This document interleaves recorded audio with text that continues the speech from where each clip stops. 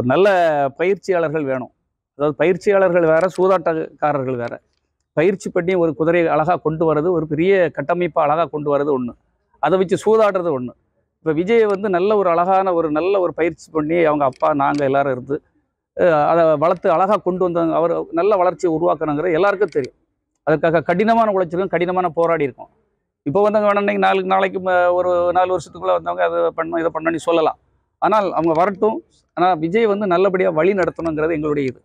ஒரு தலைவனை கரெக்டான நேரத்துக்குன்னா கரெக்டான நேரத்துக்கு கூட்டிகிட்டு போகணும். அவரை வந்து அந்த ஒரு ப்ரோக்ராம் நடத்துகிறாங்கன்னா அந்த ப்ரோக்ராமை அதை சரியாக வழி நடத்தணும். அதுக்கான பின்னால் இருக்கிற வேலைகள், திரைக்கு பின்னால் இருக்கிற வேலைகளை மிக தெளிவாக செய்யணும். அவர் நல்ல இடத்துக்கு கொண்டு போகணுங்கிறது தான் என்னுடைய தாழ்மையான இப்போ ஒரு வேண்டுகோள். பீகாரில் பிரசாந்த் கிஷோர் வந்து ஒரு இடத்துல கூட ஜெயிக்கல. அந்த பிரசாந்த் கிஷோரை வச்சு தமிழ்நாட்டில் வந்து ஜெயிக்கிறதுக்கு விஜய் வந்து பல முயற்சிகள்லாம் எடுக்கிறாரு. அது ஏதாவது சாத்தியமாகுமா தமிழ்நாட்டில்? ஒரு படு முட்டாள்தனமானது. எனக்கு எப்போவுமே வெளிப்படையாக பேசுகிற ஆளு தான். அதாவது சார், மக்களுக்கு வந்து களப்பணியில் இறங்கணும் சார். ஏழை மக்களுக்கு உள்ள பிரச்சனையை தீர்க்கணும் சார். விவசாயிகளுடைய பிரச்சனையை தீர்க்கணும் சார். பெண்களுடைய பிரச்சனையை தீர்க்கணும். வேலைவாய்ப்பு, இளைஞர்கள்லாம் இன்னைக்கு படித்தவங்கலாம் வேலைவாய்ப்பு இல்லாமல் இருக்காங்க. அவங்கள அந்த மாதிரி ஒரு மோட்டிவேட்டட், அவங்க மக்களுக்கு என்ன நல்லது செய்ய முடியும் அந்த தாட்டில் தான் அவங்க ஏதாவது செய்யணும். அது விஜயகாந்தோ எம்ஜிஆரோ அதுதான் பண்ணாங்க. எப்போ பார்த்தாலும் டென்ஷன் ஏற்படுத்துறதும், பிரச்சனையை உருவாக்குறதும், அப்படிப்பட்ட அந்த வியூக வகுப்பாளர்னா என்ன? வியூக வகுப்பாளரை வந்து ஃபேக் ஐடிகளை வச்சு ஒரு 100 கம்ப்யூட்டரை வச்சுட்டு அப்படி இருக்குது, உங்களுக்கு இப்படி இருக்குது, இந்த வியூகத்தில் அங்கே இருக்குது, இங்கே இருக்குன்னு சொல்கிறார். அவங்களால வந்து சார் ஒரு தெருவில் வந்து இப்போ அவர் ஒரு பீகார்காரர் பிரசாந்த் கிஷோர், தமிழ்நாட்டில் வந்து ஒரு தெருவில் வந்து ஒரு 2 ஓட்டு கூட அவரால் வாங்க முடியாது. ஒரு ஊருக்கு 1 ஓட்டு கூட அவரால் வாங்க முடியாது. அதை நான் ஆணித்தரமாக சொல்லுவேன். ஆனால் அவங்களெல்லாம் நம்பி அவங்க ஏதோ ஒரு நல்ல வெற்றி பெற கூட்டணியில் அவங்க இருக்காங்கன்னு உடனே அவங்களால தான் அந்த வெற்றிங்கிற மாதிரி, அவங்களால நிச்சயமாக ஒரு வெற்றியை பெற முடியாது.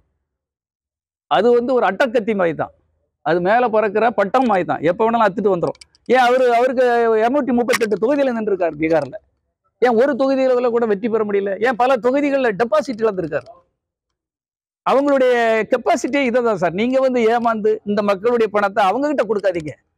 அவங்களுக்கு கொடுக்குற பணத்தை மக்களுக்கு கொடுங்க. ஏழை மக்களுக்கு உதவி செய்யுங்க. நிச்சயமாக நீங்கள் மக்கள் மனசில் போயிருவீங்க, வெற்றி பெறுவீங்க. என்னுடைய கருத்து இதுதான். இப்போ வந்து நடிகர் விஜய்க்கு எஸ். சந்திரசேகர் வழிகாட்டுதல் இருக்குதா இல்லையா உங்களுக்கு தெரிஞ்ச வரைக்கும்? சார், முழுமையான வழிகாட்டுதல் அந்த மாதிரிலாம் ஒன்றும் கிடையாது சார். அப்படின்னா தான் பொதுக்குழுவிலே அவரை வச்சு அவருக்கு மரியாதை கொடுக்கணும் இல்லையா? ஏங்க எவ்வளோ பெரிய சீனியருங்க. ஹிந்தி, தெலுங்கு, கன்னடா, அத்தனை லாங்குவேஜ்லையும் வெற்றி பெற்றவங்க, அத்தனை மொழிகள்லையும் போய் வெற்றி பெற்றவர். மக்களுடைய மனசு தெரியும், எப்படி போகணும் உழைக்க தெரிஞ்சவர், கட்டுக்கோப்பை வைக்கணுங்கிறது தெரியும், ஸ்ட்ரிக்டான ஆள். அப்போ அப்படி ஆட்கள் வேணும்ல. ஒரு பெரும் கூட்டத்தை வழி நடத்தணும்னா அதை வழி நடத்துகிற தலைவன் வந்து நல்ல ஒழுக்கமானவனாக இருக்கணும், ஸ்ட்ரிக்டானவனாக இருக்கணும். அப்படிப்பட்ட ஒரு ஆள் வேணும். நடிகர் விஜய்க்கு அரசியல் ரீதியாக வழிகாட்டுற அளவுக்கு எஸ். சந்திரசேகருக்கு அரசியல் ஞானம் இருக்குன்னு நினைக்கிறீங்க? 100% இருக்கு சார். எப்படி சொல்றீங்க? எப்படி சொல்றேன்னா, அவர் கலைஞரை கூடாலே பல திட்டங்களுக்கும் பல அரசியல் சிக்கல்களுக்கும் அவர்கிட்ட ஆலோசனை கேட்டிருக்காரு. அது எனக்கு தெரியும். நான் அவர் கூட இருந்தனால சொல்றேன். 30 ஆண்டுகள் அவர் கூட இருந்ததுனால சொல்றேன். அது மட்டும் இல்ல, பொதுவாகவே ஒரு நிர்வாகம்னா நிர்வாகத்தை கரெக்டாக பண்ண பக்குவம் இருந்தாலே அரசியலும் பண்ண முடியும் சார்.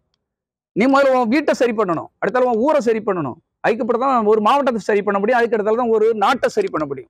அது அவருக்கு இருக்கு சார். அந்த கெப்பாசிட்டி இருக்கிறதுனால தானே நான் சொல்றேன். ஆதவ அர்ஜுனாவும் முஸ்லி ஆனந்த் வந்து விஜயை வந்து சரியா இயக்கலன்னு சொல்றீங்களா? நம்ம கண்டிப்பா இயக்கலன்னு தானே சார் சொல்ல முடியும். இதுல என்ன ஒளிமறைவு இருக்குது சார்? ஒரு தலைவர் எல்லா இதையும் பண்ண முடியாது. இப்ப நீ தான் இந்த கூட்டம் இப்படி இருக்கு, கூட்டத்தில் பிரச்சனை இருக்கு, கூட்டத்தில் மாற்று வழிகள் என்ன பண்றது, இல்ல கூட்டத்தை இந்த இதுல இப்படி ஒரு அசம்பாவிதம் நடக்கணும், நீங்க தான் கண்டுபிடிக்கணும். ஏன்னா கூட்டம் நடத்துறதே நீங்க தான். அப்ப அதுல ஒரு அசம்பாவிதம் நடக்கணும், நீங்க கூட்டம் கேன்சல் கூட பண்ணிருக்கலாம் சார். பொறுப்பு இல்லாம பேசக்கூடாது. அன்னைக்கு கூட ஆதவ அர்ஜுனா ஏதோ பேசலாங்கிறதுக்கு பேசுறாரு. தொட்டுப்பார், நீ வந்து மோதிப்பார், அப்படிலாம் பேசக்கூடாது சார். ஏன்னா இங்க வன்முறை, அங்க சண்டைக்கே வந்திருக்காங்க. யாரையும் அப்படி பண்ணக்கூடாது சார். ஏன்னா நீ விஜய் தொட்டுப்பார் அத்தனை கல்லூரி மாணவர்களும் வருவாங்க. கல்லூரி மாணவர்கள் வேற வேலை இல்லையா?